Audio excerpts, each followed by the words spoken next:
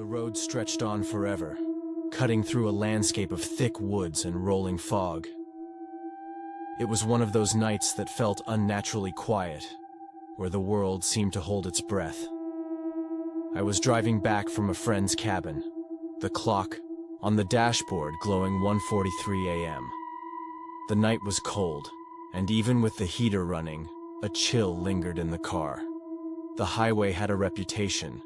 People called it Devil's Mile.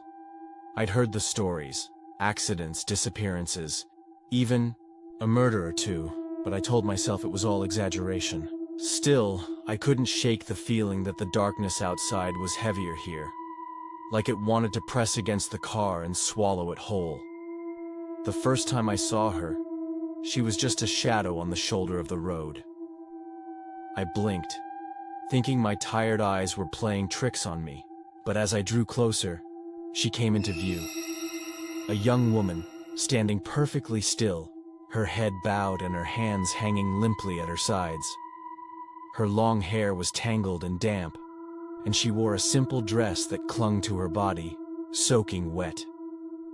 Instinctively, I slowed down, my headlights illuminating her pale figure. She didn't wave or move, just stood there as if waiting. My foot hovered over the gas pedal. Every nerve in my body screamed to keep driving, but something about her, a strange, almost magnetic pull, made me stop. I rolled down the window, letting in a rush of cold, wet air. "Do you need help?" I called out. She looked up slowly, her face pale and expressionless. Her eyes met mine, and a chill ran down my spine. They were wide, dark, and filled with something I couldn't place. Fear. Sadness? Something deeper? "Yes," she said softly. "Please. I need to get home." I hesitated, my grip tightening on the wheel. But I couldn't just leave her out here. Against my better judgment, I unlocked the door. "Get in." She climbed into the passenger seat without a word, dripping water onto the upholstery. Up close, she looked younger than I'd thought, maybe in her early 20s. Her hands rested on her lap, fingers pale and bony, and she stared straight ahead as I pulled back onto the road. "Where do you live?" I asked, trying to keep my voice steady. "Not far," she replied. "Just past the bridge." I nodded, though my stomach churned. The bridge she mentioned was infamous, a rusted old structure over a narrow creek. Years ago, a young woman had been murdered there. They found her body days later, her hands bound, her face bruised. The killer was never caught. The car was silent, except for the hum of the engine and the rhythmic thump of the tires on the wet pavement. I glanced at her every so often. She didn't move, didn't fidget, just sat there like a statue. Her wet hair dripped slowly onto her dress, the sound almost maddening. As we neared the bridge, the fog thickened. The world outside the car faded into a pale gray void.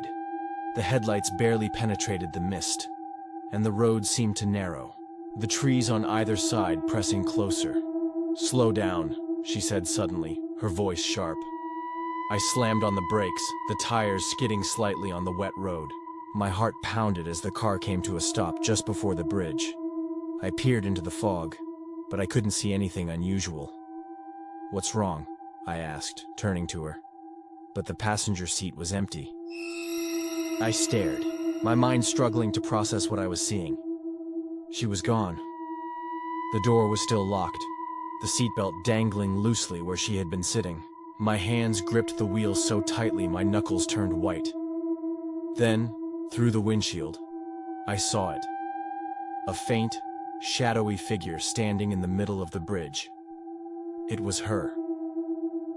She turned slowly, her dark eyes locking onto mine one last time, before she vanished into the fog.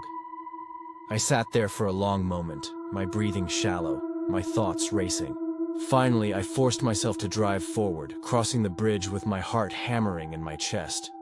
As I reached the other side, my headlights caught something on the shoulder of the road, a weathered cross, half hidden by weeds, with the name Lillian Harper scrawled in faded letters.